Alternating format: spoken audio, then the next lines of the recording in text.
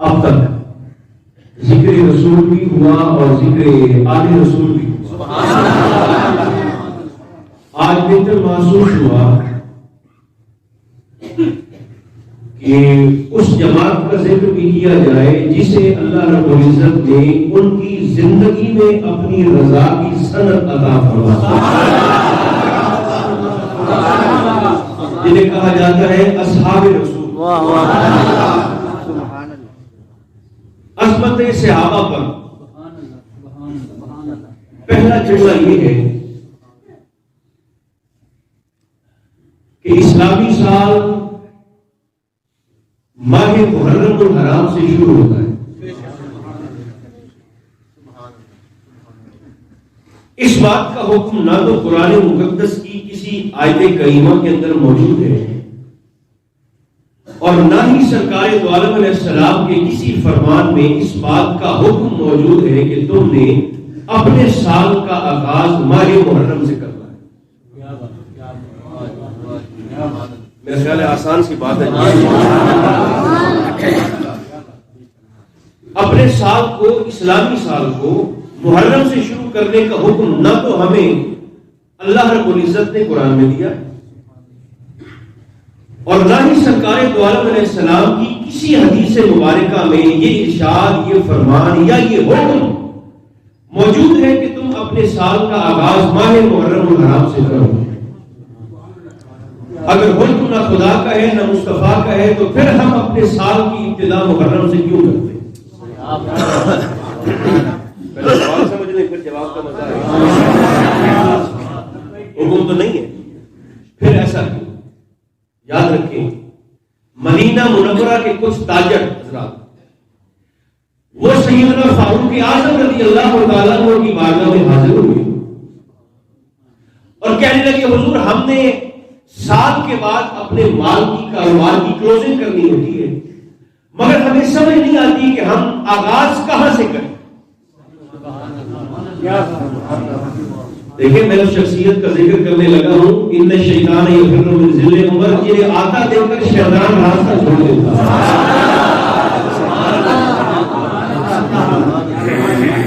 حضور ہمیں سمجھ نہیں آتی سال کے بعد ہمیں کاروبار کی کلوزنگ کرنی ہوتی ہے، اپنے معاملات کو، کاروباری معاملات کو سمیٹنا ہوتا ہے، ہمیں پتہ نہیں چلتا ہم اپنے اس معاملے کا آغاز کہاں سے کریں. سرکار فاروق اعظم رضی اللہ تعالیٰ عنہ آپ نے مخاطب ہو کر فرمایا دیکھو میرے مصطفیٰ نے ماہ محرم الحرام میں مدینہ منورہ میں قدم رنجہ فرمایا چونکہ میرے اور تمہارے نبی نے مدینہ منورہ میں اپنا مقدس قدم ماہ محرم الحرام میں رکھا. میں عمر آج سے امت مصطفیٰ میں یہ سلسلہ رائج کرنے لگا ہوں کہ آج کے بعد امت محمدیہ کے سال کی ابتدا ماہ محرم الحرام میں ہوگی.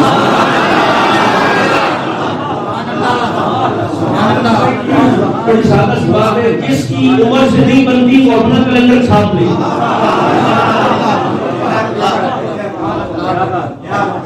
ورنہ اگر ناک میں نقش مصطفیٰ کی ہے تو سال کو وہیں سے شروع کرنا پڑے گا جو ہے حکم میرے اور آپ کے فاروق اعظم نے ارشاد کیا.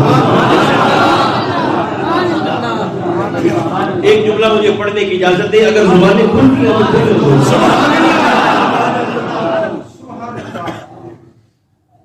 جناب عمر کی ایک کنیز ہے جن کا نام ہے زاہدہ، سنا میں دیتا ہوں، اور اپنے ایمان پر بہار آپ کی محبت کے سپورٹ کرتے ہیں. آپ کی کنیز ہے زاہدہ. ایک مرتبہ جناب عمر نے اپنی اس کنیز سے مخاطب ہو کر فرمایا کہ زاہدہ جاؤ ذرا جنگل سے لکڑیاں اکٹھی کر کے لے آؤ تاکہ گھر کے لنگر کا اہتمام کیا جائے.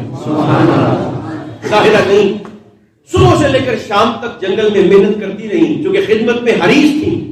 کافی ساری لکڑیاں جب اکٹھی کر لی تو شام کا وقت ہوا، غروب آفتاب سے پہلے کوشش کرتی ہیں کہ میں یہ لکڑیاں اٹھا کر واپس اپنے گھر پہنچ جاؤں تاکہ خدمت گزاری میں تاخیر نہ.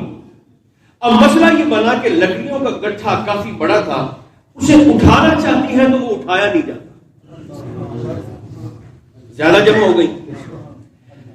لکڑیاں اٹھانا چاہتی ہیں تو اٹھائی نہیں جاتی، چھوڑنے پر دل نہیں چاہتا. کہ صبح سے لے کر شام تک محنت کر رہی ہوں، اب لکڑیاں چھوڑ کے کیسے جاؤں؟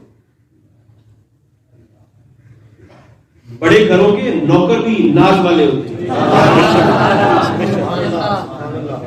اب وہ بیوی طرح کھڑی ہے جنگل میں، اٹھاتی ہے تو اٹھایا نہیں جاتا، جائے رفتہ نہ پائے ماندن کروں کیا، نہ اٹھا سکتی ہوں نہ چھوڑ سکتی ہوں.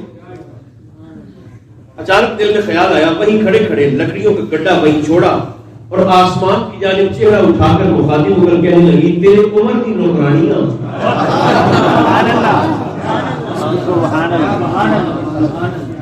اور لکڑیاں نہیں اٹھائی جاتی، مہربانی فرما ان کے اٹھانے کا کوئی اہتمام فرما. ابھی مناجات کے انداز میں یہ درخواست رب ذوالجلال کی بارگاہ میں کر رہی ہے کہ زاہدہ کو اپنے پیچھے سے کسی کی آواز آئی، اما جی لکڑیاں اٹھوانی ہے. پلٹ کر پیچھے دیکھا، بولیا میں سناتا ہوں ذہن میں لائی شخصیت کیسی ہے. زاہدہ نے پلٹ کر مڑ کے پیچھے دیکھا، نرگسی آنکھیں،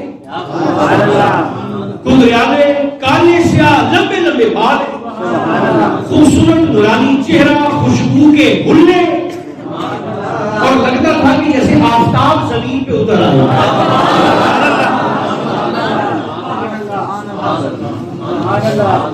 وہ میرے خاموش نگر کے پاسیوں زور سے کہو.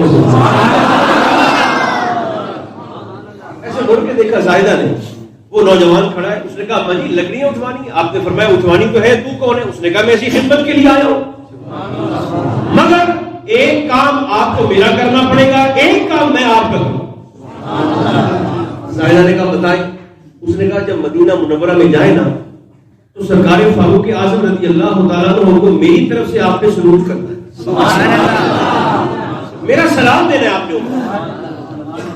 میرے تو مخدوم ہے، میرے تو آقا ہے، میں سلام عرض کر دوں گی، مگر لکڑیاں؟ اس نے کہا ابھی دیکھو دور پڑا تھا ایک بڑا سارا سیاہ رنگ کا پتھر. اس نوجوان نے ایسے پتھر کو اشارہ کیا، یہ دوڑ کر اس کی بارگاہ میں پہنچ گیا. دوسرے ہاتھ سے اشارہ کیا، لکڑیوں کا پورا گڈھا اٹھا کر پتھر میں رکھا. مجھے نہیں پتا اس جملے میں کتنا مزہ ہے. اس نوجوان نے اس پتھر سے مخاطب ہو کر فرمایا، اوے عمر کے گھر کا پتہ ہی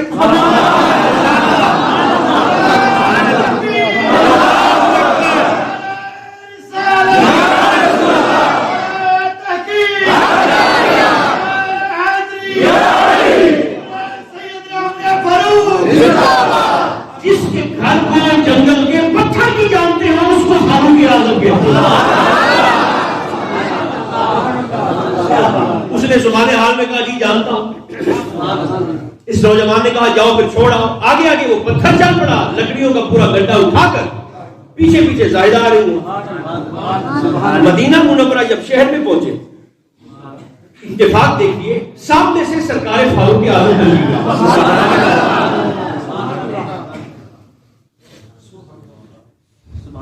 یہ منظر کسی کو بھی حیران کر دینے کے لیے کافی تھا. آپ نے دیکھا کہ پتھر ہے سیاہ رنگ کا اور ریڑھی کی طرح، لکڑیوں کے پورے گڈھے کو اپنے اوپر لاد کر سامنے آگے آگے گلی میں وہ چلتا آ رہا ہے اور پیچھے پیچھے میری قریب ہے. زاہدہ جب قریب آیا تو اس نے لکڑیاں وہیں چھوڑی، پتھر واپس جنگل میں. زاہدہ سامنے کھڑی ہے. سرکار فاروق نے فرمایا یہ کیا ہے؟ اس نے کہا میرے آقا مجھے بھی نہیں پتا، لکڑیاں اکٹھی کی تھی جنگل میں اور میں نے درخواست کی تھی کہ مولا یہ اٹھانے کا کوئی انتظام فرما. ایک نوجوان پتہ نہیں کہاں سے آیا، اس نے یہ سارا انتظام کر کے دیا ہے. پتھر لکڑیاں یہاں چھوڑ کے آیا اور حضور کو وہ نوجوان آپ کے لیے سلام بھی عرض کر رہا. آپ نے فرمایا ٹھیک ہے مگر وہ تھا کون؟ اس نے کہا حضور میں تو نہیں جانتی اسے. آپ نے فرمایا اچھا چلو پھر سپریم کورٹ میں چلتے ہیں. وہاں چلتے ہیں جہاں علم اس چوکٹ کا ایسے طواف کرتا ہے جیسے حاجی کا طواف.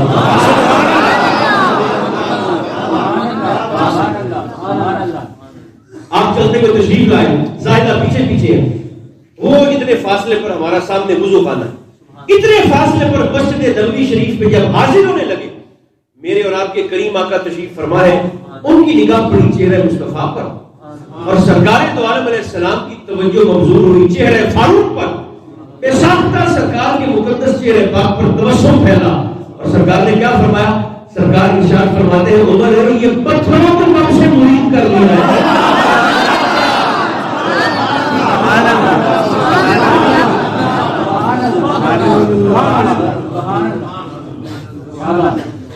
بات یاد رکھنا، اسلام کے دو بازو ہیں، ایک صدیق اکبر ہے، دوسرا حیدر کرار ہے، ایک فاروق اعظم ہے، دوسرا عثمان غنی ہے، ایک مصطفیٰ کا خاندان ہے، دوسرے مصطفیٰ کے اصحاب ہیں۔ اور آج اگر میں اور آپ یہ دعویٰ کرتے ہیں نا کہ ہم حضور کی اولاد سے، سرکار کے اہل بیت سے، حضور کی آل سے پیار کرتے ہیں، اپنا ہی کہا ہوا جملہ دہرانے لگا ہوں، ہم حضور کی آل سے محبت کرنے میں بھی حضور کے صحابہ کے مقتدی ہیں۔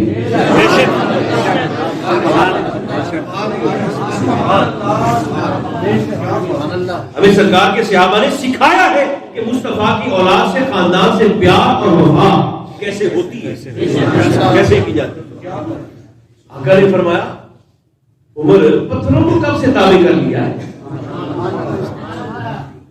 جلدی سے قریب آئے۔ حضور یہی سوال لے کر میں آپ کی خدمت میں حاضر ہوں، یہ معاملہ کیا ہے؟ اب میں بڑے آرام سے بولوں گا اور بات کے وزن کو آپ نے خود محسوس کرنا ہے۔ سرکار نے فرمایا جانتے ہو وہ نوجوان کون تھا؟ آقا کون تھا؟ سرکار نے فرمایا وہ جنت کا دروگا رضوان تھا۔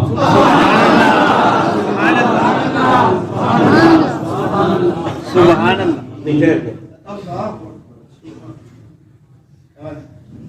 جس عمر کی لکڑیاں پہنچانے کی ڈیوٹی جنت کا دروگا رضوان جنت کو تالا لگا کے آگے کرتا ہے۔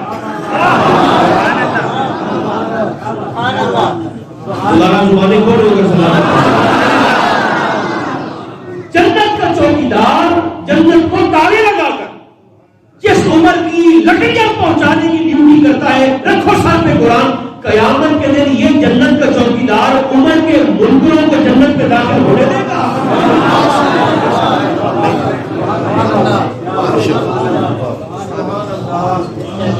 اسلام کے خوبصورت چہرے کا نام فاروق اعظم۔ ایک دن دھوپ پر بیٹھ کر نا، دھوپ پر، عرب کی دھوپ تھی، شدت کی، تو سرکار فاروق اعظم اپنی ہی چادر کو ایسے پیوند لگا رہے ہیں سوئی سے، دھوپ میں بیٹھ کر، دھوپ شدید تھی، وہ دھوپ جب آپ کے جسم پر چبھی نہ تو آپ نے بیٹھے بیٹھے جلال سے ایسے سورج کی طرف دیکھا، سورج کو گرہ لگ گیا۔ جس کے جلال کی تاب آفتاب نہ لا سکے اس کو فاروق اعظم کہتے ہیں۔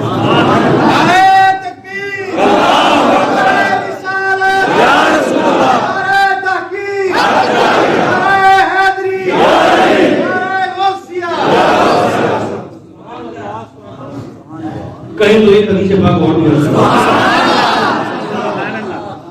آپ کے دو خادم ہیں جناب عمر کے، ایک کا نام ہے تمیم داری اور ایک کا نام ہے اسلم،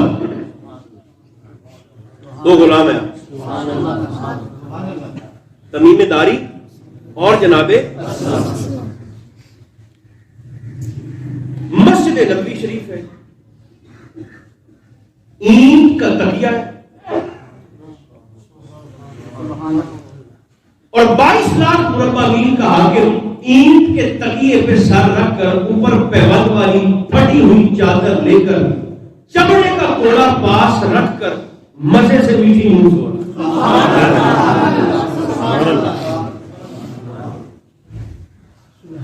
اچانک تمیم داری بھاگتے ہوئے آئے، کہنے لگے یا امیر المومنین، آپ نے ایسے آنکھیں کھولی، فرمایا ماذا شئت، کیا بات، کیا چاہیے، کیوں جگایا؟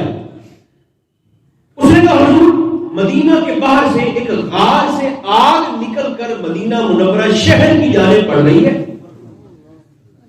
اور خدشہ یہ ہے کہ اگر وہ آگ اسی رفتار کے ساتھ بڑھتی آئی تو لوگوں کی فصلوں کو، گھروں کو، باغات کو خطرہ ہے۔ میرے ساتھ حضور پانی والے بالٹی والے کو 4 بندے بھیجیں تاکہ آگ کا سدبال کیا جائے۔ جناب عمر نے سنا، بڑے ناز کے ساتھ آنکھیں بند کی اور کروٹ لے کے پھر سو گئے۔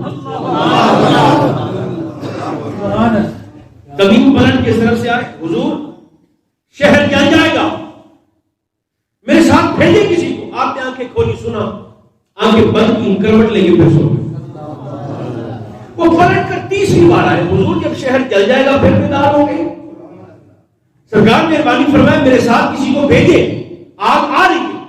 آپ جلال کے ساتھ اٹھے اور وہ جو پیبند لگی چادر آپ نے اوڑھی ہوئی تھی، وہ چادر ایسے اتار کر چمڑے کا کوڑا پاس پڑا تھا، وہ کوڑا اٹھا کر ایسے تمیم داری کو دیا، فرمایا یہ چادر اپنے اوپر لو، میری چادر، اور ہاتھ میں پکڑو یہ چمڑے کا کوڑا، اور آپ کے سامنے جا کر کھڑے ہوئے۔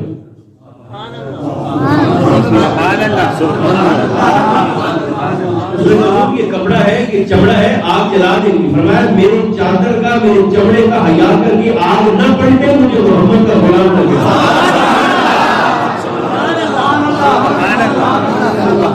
تمیم نے چادر اوڑھی، چمڑے کا کوڑا ہاتھ میں پکڑا اور آگ کے سامنے گئے۔ اب یہ منظر پتہ نہیں میں کیسے عرض کروں آپ کی خدمت میں، جیسے جیسے تمیم داری آگے قدم بڑھاتے ہیں آگ پیچھے ہٹتی جاتی ہے۔ یہ چلتے گئے، مدینہ کے لوگ شاہد، یہ چلتے گئے آگ پیچھے ہٹتی گئی، ہٹتی گئی، یہ بڑھتے گئے آگ پیچھے ہٹتی گئی، یہ آگے بڑھتے ہیں آگ ہٹتی ہے۔ چلتے چلتے وہ آگ اسی غار میں گئی جہاں سے نکلی تھی۔ آپ واپس تشریف لائے، آپ نے فرمایا اہل مدینہ مبارک ہو، آگ بڑھ گئی ہے، میرا یہ عقیدے کا جملہ یاد رکھیے گا۔ اور دل کی گہرائی سے کہنے لگا عمر کی چادر جسم پر ہو تو دنیا کی آگ بڑھ جاتی ہے۔ میں پھر کہہ دیتا ہوں،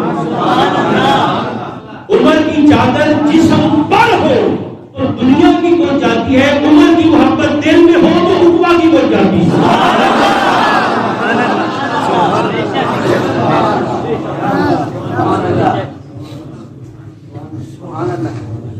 یہی سنیت ہے۔ سبحان اللہ، سبحان اللہ۔ ایک بات میرا دل، دو دوست ہو نا، دو یار ہو، ایک کا ذکر کیا جائے دوسرے کا نہ کیا جائے تو پہلا بھی خفا ہو جاتا ہے۔ کہیں تو ایک جملہ سرکاری بلکہ اگر صدیق کو بھی راضی کرنا ہے اور مصطفیٰ کو بھی راضی کرنا ہے، وقت چونکہ ہو رہا ہے تو پھر صرف ایک حدیث پاک صدیقہ پر نہ سنا دوں۔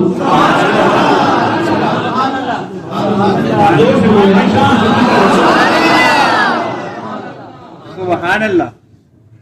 ہمارے رشتے بیویاں کرواتی ہیں، بابے کرواتے ہیں، بندے کرواتے ہیں، مائیاں بیویاں کرواتی ہیں۔ جن کے رشتے کے لیے اللہ آج سے فوٹو بھیج کر مصطفیٰ کو دکھائے گا اسے عائشہ صدیقہ ایک دفعہ مردوں کی طرح زور سے بولے سارے، یہ ہماری ماں ہے عائشہ صدیقہ رضی اللہ عنہا، مصطفیٰ کا حرم ہے۔ ایک مرتبہ سرکار دو عالم علیہ السلام اور اما عائشہ صدیقہ رضی اللہ تعالیٰ عنہ، آپ دونوں میں شکر رنجی ہو گئی کسی بات پر، شکر رنجی کسی بات پر خفگی ہو گئی دونوں میں۔ اور حضور علیہ السلام کا یہ طریقہ تھا کہ جب آقا خفا ہوتے تو مسجد نبوی شریف کے ساتھ ایک حضور کا خاص مقدس حجرہ تھا، آقا اس میں تشریف لے جاتے، پھر جس وجہ سے خفا ہوتے پھر اس کے پاس تشریف لے کر نہیں جاتے، مسجد کے ساتھ اس حجرے میں آقا تشریف فرما رہا کرتے۔ آقا علیہ السلام خفا ہو گئے کسی بات پر، اما عائشہ صدیقہ رضی اللہ تعالیٰ عنہا ام المومنین، جنہیں حضور پیار سے حمیرہ کہتے ہیں، حمیرہ کا معنی سرخ رنگت والی، آقا پیار سے حمیرہ کہتے ہیں۔ آقا نا یہ منظر ذرا ذہن میں لائیں، حضور علیہ السلام چونکہ خفگی ہو گئی تو آقا اٹھ کر حجرہ عائشہ صدیقہ جو وہاں پر گئے ہیں ان کے ذہن میں نقشہ آگے آئے کہ میں کس جگہ کی بات کر رہا ہوں، وہاں سے آقا اٹھ کر اسی مسجد کے ساتھ والے حجرہ میں تشریف لے کر جانے لگے۔ اما عائشہ صدیقہ کو محسوس ہوا کہ حضور علیہ السلام خفا ہو کے جانے لگے، خفا ہو کے وہ چونکہ اس دروازے کو بھی جانتی تھی اور اس کریم کی عظمت کو بھی جانتی تھی، آپ کے پیار نے گوارا نہیں کیا کہ میں حضور کو خفا کر کے یہاں سے بھیجو. بڑی مربت والی اور بڑی شاندار اور دلچسپ حدیث مبارک. جیسے ہی حضور علیہ السلام اٹھ کر آگے جانے لگے، اما عائشہ صدیقہ پیچھے سے اٹھیں. اب ذرا ان کا طریقہ دیکھیں سرکار کو روکنے کا. اہلیہ ہے، ان کے پاس تھا دوپٹہ اور چادر. آقا جو کہ تیز چلتے تھے، صحابہ فرماتے ہیں جب ہمارے آقا چلتے تھے تو ہمیں یوں لگتا تھا جیسے زمین حضور کے پیروں کے نیچے سمٹتی جا رہی ہے. سبحان اللہ. جیسے کوئی شخص چڑھائی سے نیچے اترتا، اترائی کی طرف، حضور ایسے چلا کرتے. اما عائشہ صدیقہ رضی اللہ تعالیٰ عنہا وہ اٹھی اور جلدی سے انہوں نے حضور کو اپنی چادر سے دوپٹے سے ایسے روکنا چاہا.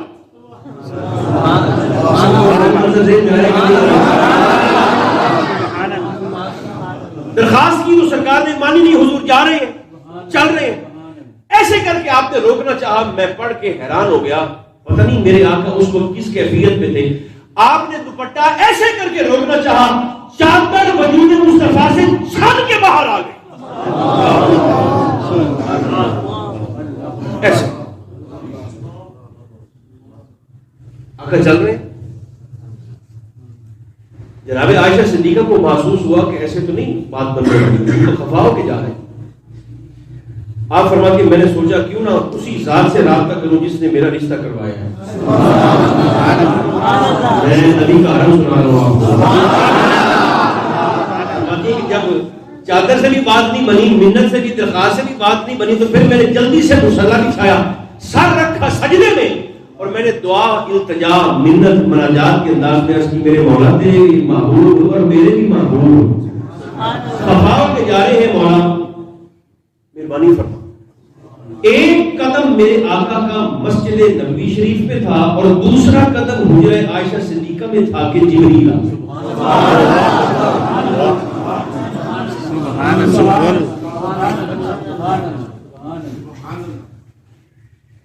ہو گئے. گھر نے فرمایا کیسے آئے ہو؟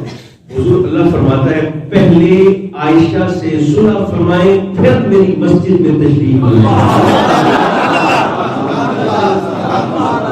اگر یہ پلٹ کر دیکھا تو جناب اما عائشہ صدیقہ رضی اللہ تعالیٰ عنہا مصلی پر تشریف فرمائے. چہرے مصطفیٰ پر وہ جو خفگی تھی وہ تبسم میں بدلی، اور سرکار نے یقیناً فرمایا ہوگا عائشہ تیرے سفارشی پر بھی قربان نہ ہو.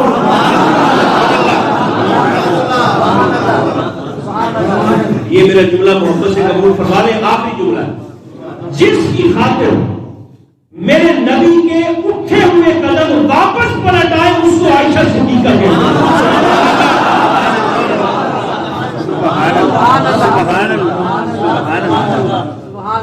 اللہ کا شکر ہے جس نے مجھے اور آپ کو یہ حسین اور شاندار اعتقاد اور جماعت عطا فرمائی. کثرت کے ساتھ درود و سلام